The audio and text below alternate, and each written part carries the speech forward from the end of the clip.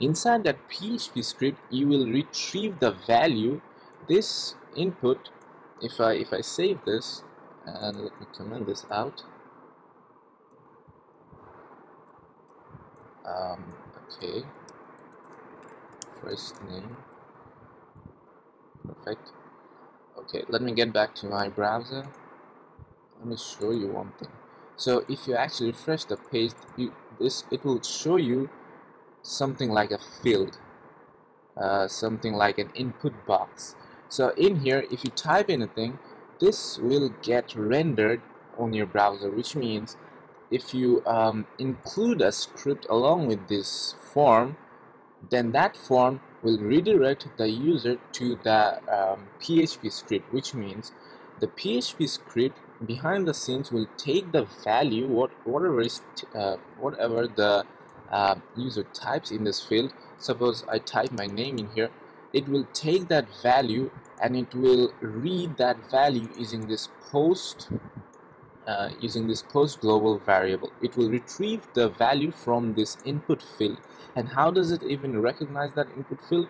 Through this name attribute, through the value that is assigned to this name attribute. So the value that we have assigned is the first name. So this needs to match with the key that we have provided inside this global variable. This is also an array. It forms into an array because in a real life situation, a form has multiple fields. So that's why, like we have already talked about arrays, a multiple field, each of them will contain each of the fields will have their distinctive names, and we can refer to their names using this notation. So post, and obviously we type in their name inside this square brackets, and this name will tell the PHP script to retrieve whatever value the user has typed in inside the field, and then it will store that value inside a new variable like this. So it gets easier for us to refer to whatever the user has typed in later on. So let's get back to the conditional part. We don't need this right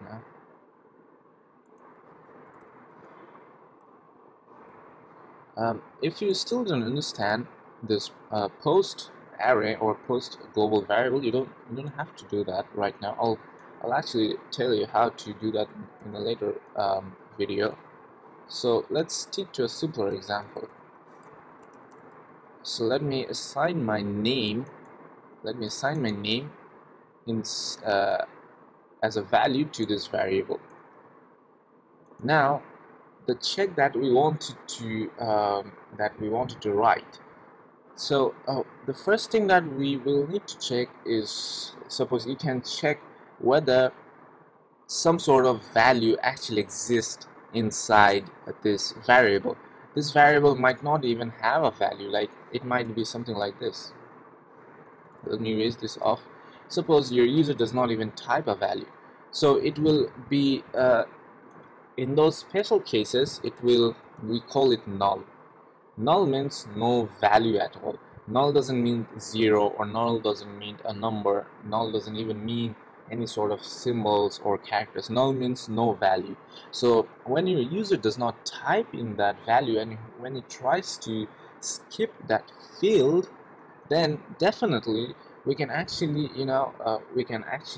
look at the input the user has given me, and if we see that there is no value, then we can comprehend, or we can interpret that it contains a null value. Null value means no value.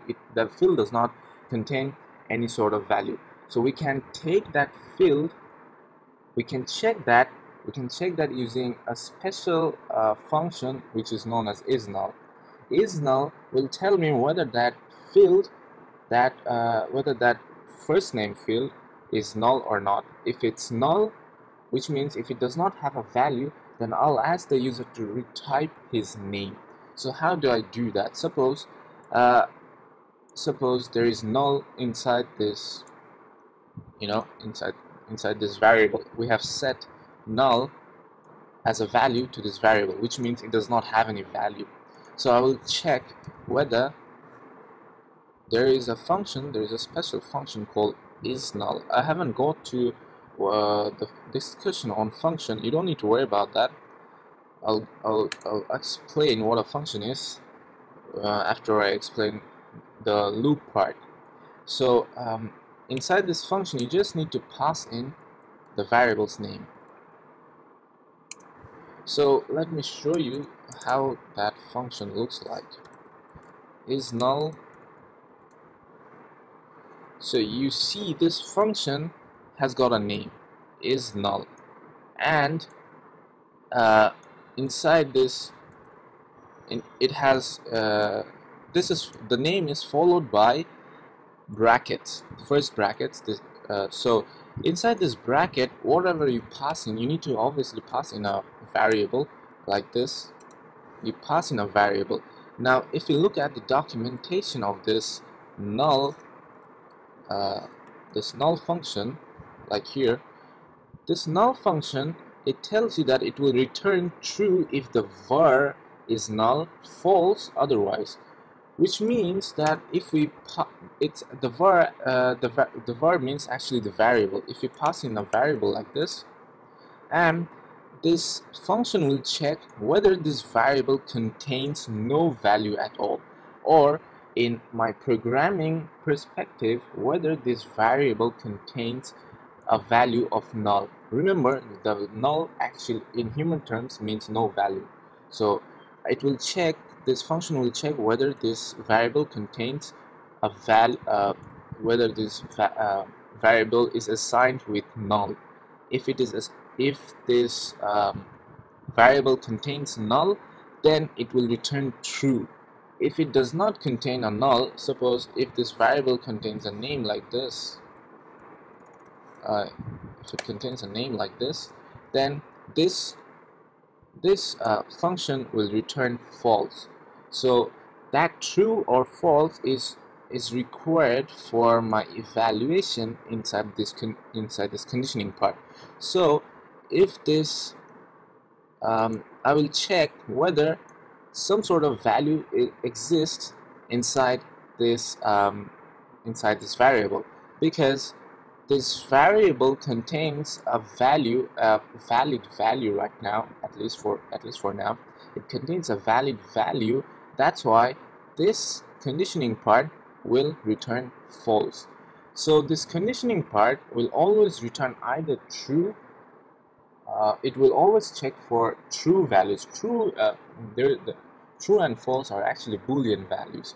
So Boolean values, if you're someone who knows about discrete mathematics, there is a section called Boolean mathematics. So this Boolean mathematics basically deals with true or false, either true or false, like that. So I mean, anyone will be correct, anyone will be chosen for this purpose. Now in this context, because we are passing in,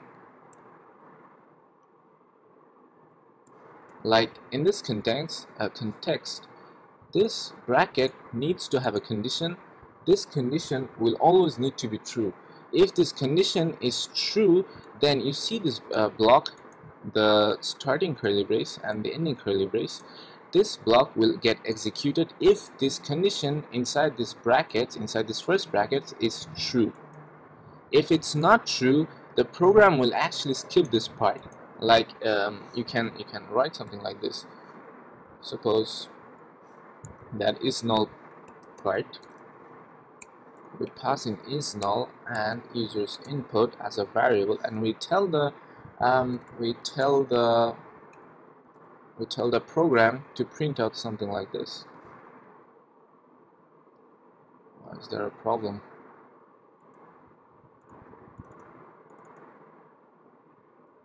Syntax error. Okay, I need to erase this off.